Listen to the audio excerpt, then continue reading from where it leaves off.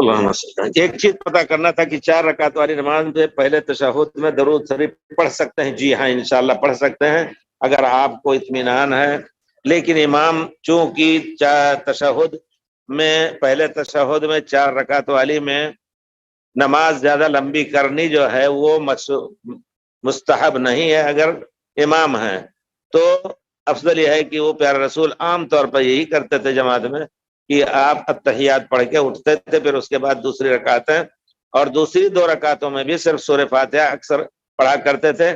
تشہد میں بھی اگر کوئی شخص اکیلا پڑھ رہا ہے، باقاعدہ ہر نماز میں صلوات بھی پڑھ رہا ہے،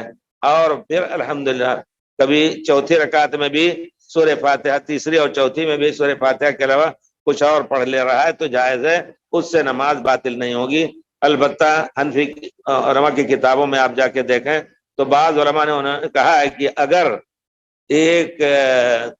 دوسری تیسری چوتھی میں ایک آیت بھی زیادہ پڑھی تو سجدہ ایسا لازم ہوگا، نہیں، صحیح نہیں ہے۔ احادیث سے پتہ چلتا ہے کہ پیارے رسول صلی اللہ علیہ وسلم کبھی کبھی